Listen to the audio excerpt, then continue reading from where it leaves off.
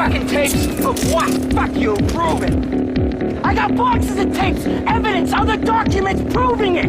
I can't wait to see you explain this to a jury, you fucking cocksucker. This is gonna be fucking fun. I told you I have evidence. Just fucking kill me. I am killing you. This is We Cannot Forget Michael Cravey Part 2. Being quoted sucks. And being quoted sucks because usually people get it dead wrong. It always happens. I read online, Lookoutfa Charlie doesn't believe in the paranormal. And I have never said that. I said that this technology has nothing to do with the paranormal. Everything that I've analyzed has nothing to do with the paranormal. And that most cases that they believe are paranormal are not paranormal. I never said that I don't believe in the paranormal, ever. So I'm misquoted a lot, or people don't understand what I'm saying.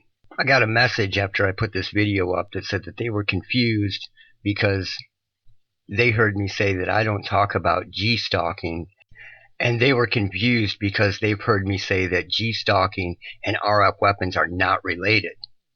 And that throws doubts on all my research. Well, for one, it's true.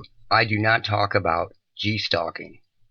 2, this case with Michael Cravey has nothing to do with any of that. This was more of an operation than it was either one.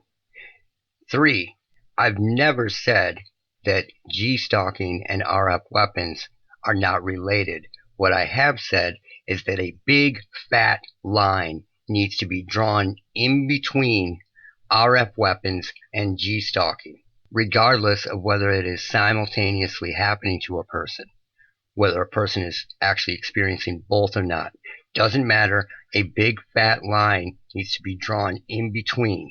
So I would recommend that someone say they are being followed by people and they are being targeted with RF weapons. Do you understand what I'm saying? There needs to be a big line drawn between the two. I've never ever said that they weren't related. I said that they need to be differentiated. You can go back through all my videos and listen to what I've said, and that's exactly what I've said. The Michael Cravey case was more of an operation. It has nothing to do with my research. Someone else said these disguises are expensive, and then blurted out a number before stating that it is too expensive for a private citizen. Things are never expensive for intelligence agencies, especially, or anti-terrorism, terrorism units, especially since 2001.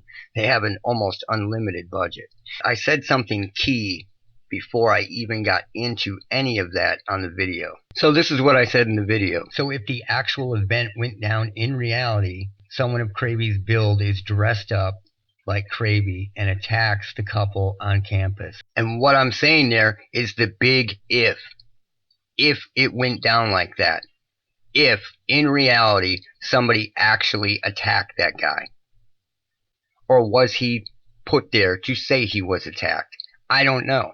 If this happened the way they said it did, the big if. If this story of a guy who claims he was attacked by Cravey really didn't happen that way, then there is no need for disguises of any kind anyway. They would simply make the claim of the event happening, the attack happening, and everything would take off from that point.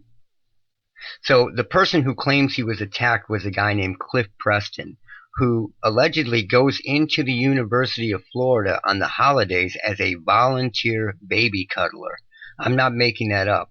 So the entire reason for him being there in the first place is really strange. And I've seen some stuff in my life, but I've never ran into anybody who was a volunteer baby cuddler. It's the type of work that screams, nothing bad going on here, just a nice guy. So it's just weird. So that's why I mentioned the big if before I even got into the disguise area of the last video. Now here are a couple things that I didn't talk about in the first video.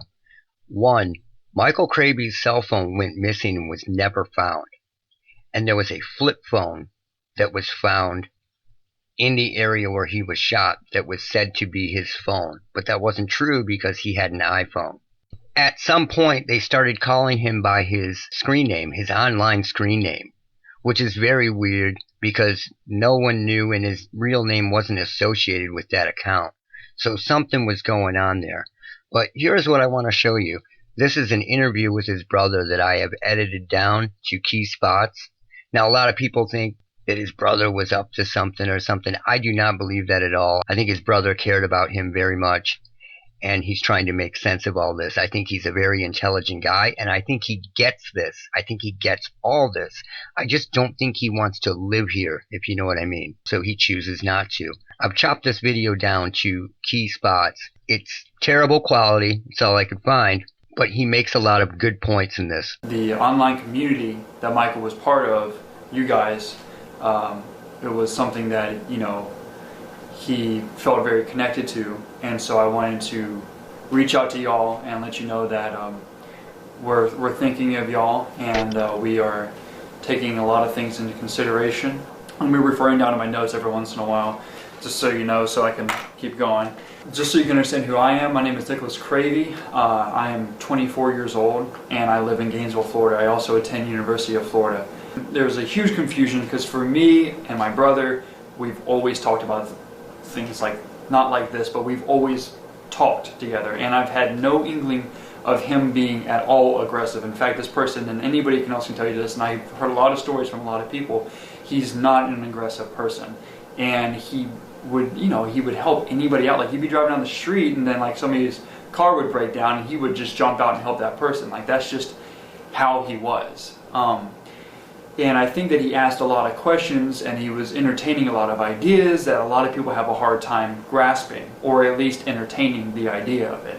But Michael was into something that he felt we needed to be aware of.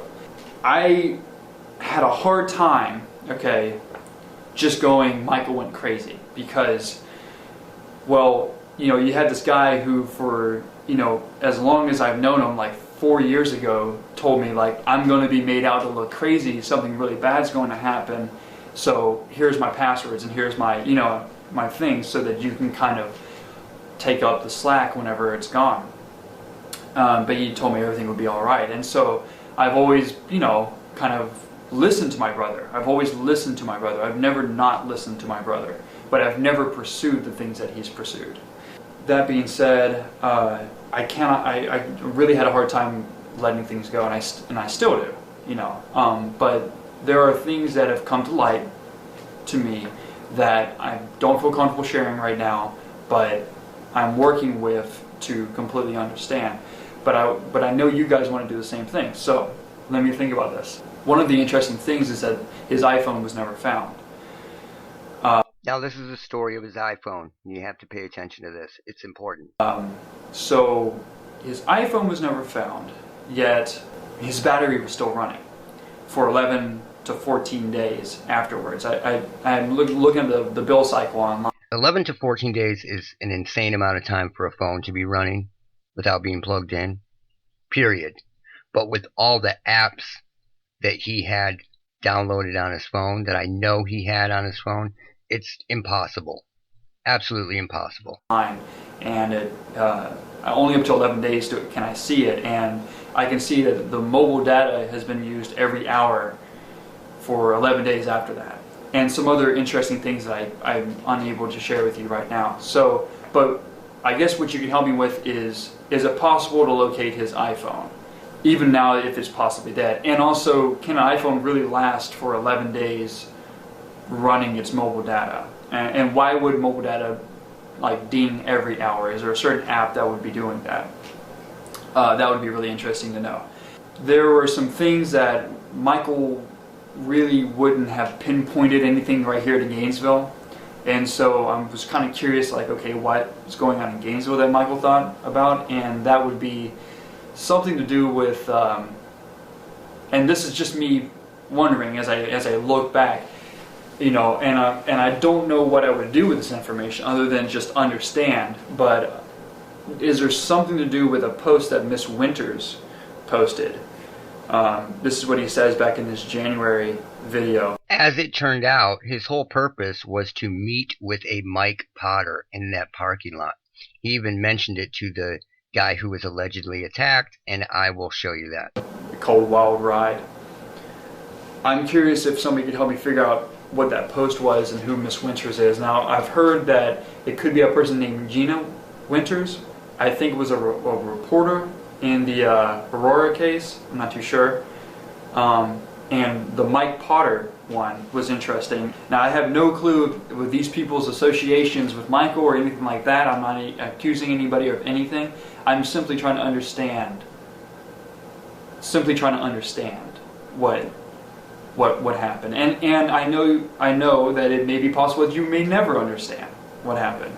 But I feel like with Michael, he left a very, very detailed and precise electronic trail that was left for a reason, and it was very, very easily traced. And so that's why I'm sort of making my way around this. So I mean, that's a good place to start. Now, as far as as the report goes that came out just recently, that's pretty accurate. I mean, it's pretty accurate in the sense that there are some things that are very confusing in it.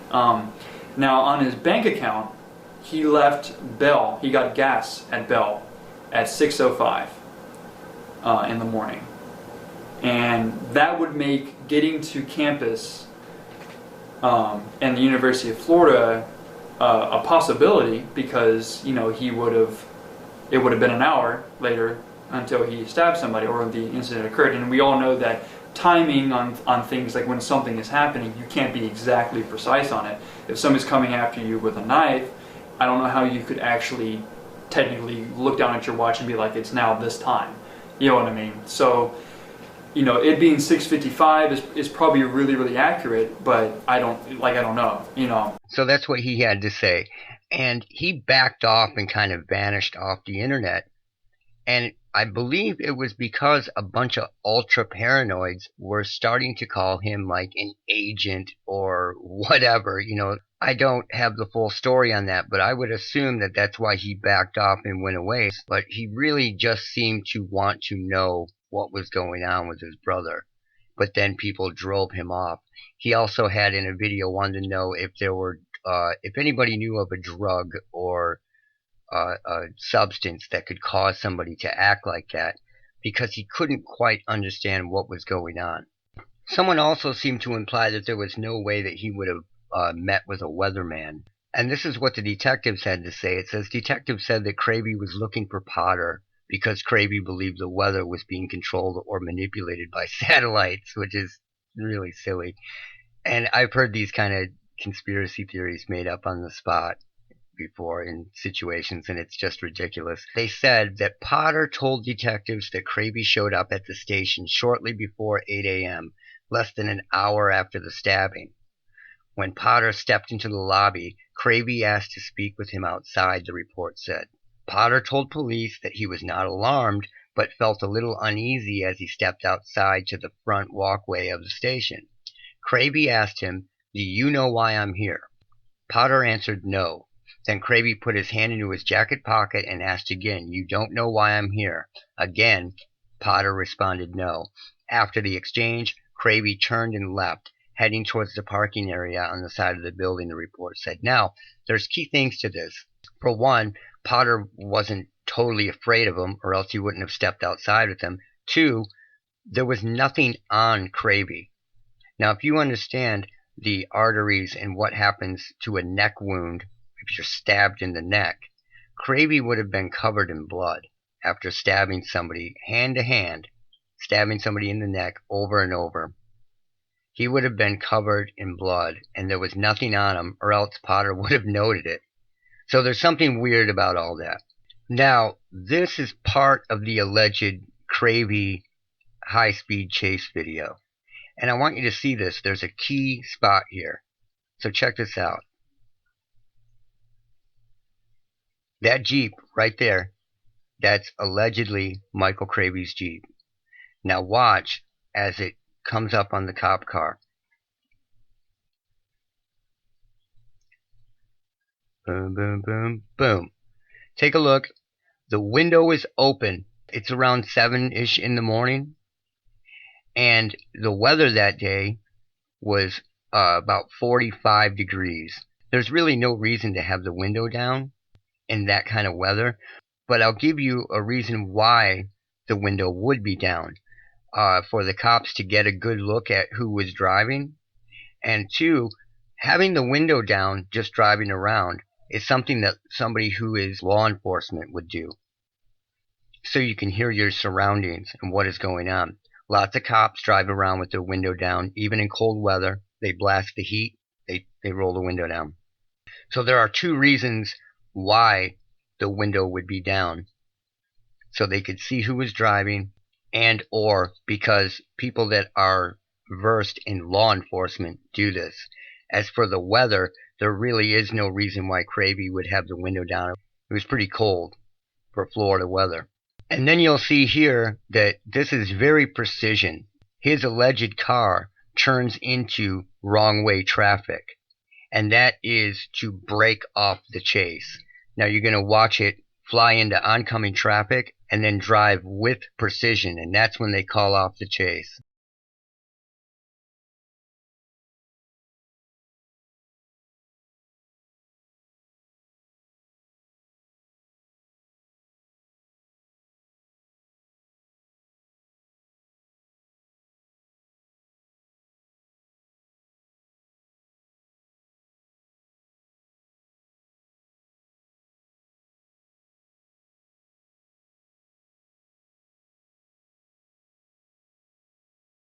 And they call off the chase here.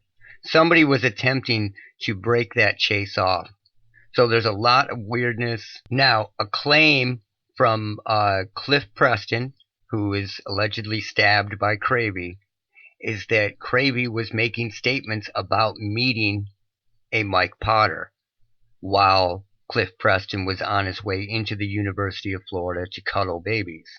Then people started saying that the Mike Potter that Cravey referred to is not likely to be the meteorologist at WCJB TV 20, but some Mike Potter from Utah. Well, if that's the case, why did Cravey show up at the station to talk to Mike Potter? It doesn't make any sense. You know, there's a lot of fishy information that has been put out there over the years, including lots of theories with lots of conjecture, like full-on crazy conspiracy theories. Here is one of the normie theories that gets so far out of whack with conjecture and making stuff up that I decided to highlight every piece of made up shit in red. So it's all made up and conjecture. Let's start from the beginning. Cravey was a cannabis user. We don't know that. There are lots of people who want cannabis legalized that are not cannabis users, so they just made that up, who probably went on a harder drug and needed a fix. That's totally made up. They have no idea. And got up early to meet a dealer. That is totally made up. The only part here that's factual is he got up early. Who uses the name of Mike Potter, which is totally made up, who happens to be on the air, blah, blah, blah, blah. When the dealer is getting up to go about his business, totally made up. Meanwhile, Cravey's drug use had turned him basically into a raving nut job. Totally made up. Depressed, paranoid, unemployable, totally made up. And incapable of distinguishing fact from fantasy, totally made up. Listening to Alex Jones was hardly going to help him. That's totally opinion, but funny that the person making up this theory knows about Alex Jones. So he goes to see his dealer, totally made up, who told him a license plate to look out for. Totally made up, and no drug dealer is going to tell you to look and memorize their license plate and tell you to write it down. That's all insanity. This is all insanity. And finds the dealer isn't there. This is something that I saw copied and pasted somewhere. And if anybody believes this, that it's just all made up, they are, wow, I don't even know what to say. But these are some of the crazy theories that are out there. So let's reiterate this part here. One of the interesting things is that his iPhone was never found. So his iPhone was never found, but a flip phone was somehow tossed into the area, and they began to claim that it was his phone. And this point, His iPhone was never found, yet his battery was still running for 11 to 14 days. So his iPhone was never found, but the battery was running for 11 to 14 days, and that's impossible. We know that's impossible. So something is up with this, and I needed to bring this up and bring all these things up and add it to the evidence pot, because the whole thing is just absurd. It's just coincidence after coincidence, and that's what you have to realize, is that people go, oh, well, that's just a coincidence. But once you realize that every one of these events is full of the same coincidences, the same crazy coincidences over and over and over, it just gets to be too much. And that's when you have to take a step back and go, no, something's off here. But, you know, people don't want to do that, and the brains are mush. But I think I covered everything here, and if I haven't, there will be a part 3. That's it for now. Look out for Charlie. I don't like the world now.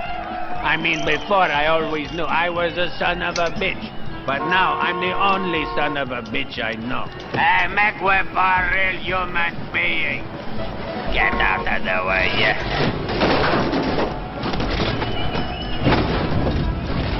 Look out for Charlie. I want that son of a bitch dead. I want him dead.